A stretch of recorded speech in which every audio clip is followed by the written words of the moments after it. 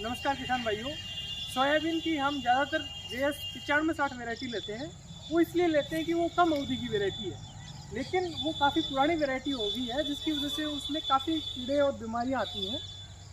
तो उसका जो अच्छा एक विकल्प है वो ये है कि अपन JS 2034 वैरायटी लगाएंगे। JS 2034 वैरायटी में पिछले 3 साल से बीज उत्पादन कार्यक्रम में ले रहा हूँ।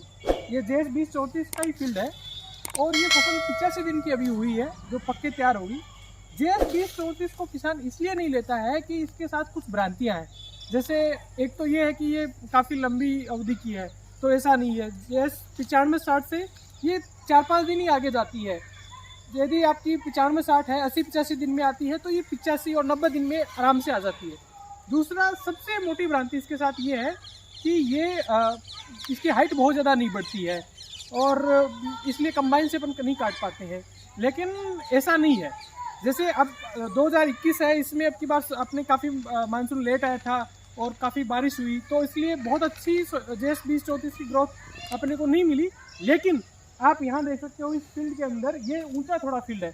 आप थोड़ा इधर देखेंगे, इधर सोयाबीन की बहुत अच्छी हाइट नहीं है, लेकिन इस एरिया में भी आप देखोगे तो इसकी बहुत अच्छी हाइट है। JS 2034 की सेम फील्ड है, सेम बीज है, लेकिन इसके यहाँ बहुत अच्छी हाइट है। इसकी वजह यह है कि इस एरिया में यहाँ पानी नहीं भरता है और दूसरा कहीं कहीं थोड़ी मिट्टी नहीं है, यानी इसमें थोड़ी जान है मिट्टी में, ऑर्गेनिक मैटर ठीक है, इसलिए यहाँ है। आप यहाँ देखोगे कि नॉर्मली यदि JS 2034 का अपने उधर भी फील्ड है, उसमें इतनी फलियाँ एक पौधे के नहीं है, पर इसमें एक पौधे के आप फलियाँ देखेंगे, इसकी हाइट देखेंगे, तो मुझे नहीं लगता कि ये जो आपकी इतनी हाइट यदि पौधे की है तो आपकी इसको कंबाइन से कटाने में कोई दिक्कत है। और दूसरा, जैसे 2021 में अब की बार ज़्यादा बारिशें हुई हैं, इसलिए थोड़े बाकी फील्ड में भी ये JS 2034 की हाइट कम रही है। लेकिन पिछली बार 2020 में बारिश बहुत ज़्यादा नहीं थी, थोड़ा मानसून भी ठीक था, मतलब रेगुलरली बारिश हो रही थी, बहुत ज़्यादा या कम नहीं हो रही थी, तो इसकी काफ़ी अच्छी हाइट थी। तो हाँ, बिल्कुल यदि बहुत ज़्यादा बारिश है, बहुत कम बारिश है, तो उस केस में थोड़ी इसकी हाइट कम रहती है। पर यदि नॉर्मल यदि सिचुएशन है और तो इसकी हाइट बहुत कम नहीं रहती है। दूसरा एक चीज़ इस पे मेरा खास फोकस रहेगा कि सोयाबीन में वैसे भी हमें 2-2 बार हर्बिसाइड का स्प्रे नहीं करना चाहिए, खरपतवारनाशी दवाइयों का स्प्रे 2-2 बार नहीं करना चाहिए। बेहतर है कि हम थोड़ा मैकेनिकल वीड कंट्रोल पे जाएं, क्योंकि 2-2 बार जब अपन हर्बिसाइड का स्प्रे करते हैं तो अपनी फसल की ग्रोथ चेक हो जाती है।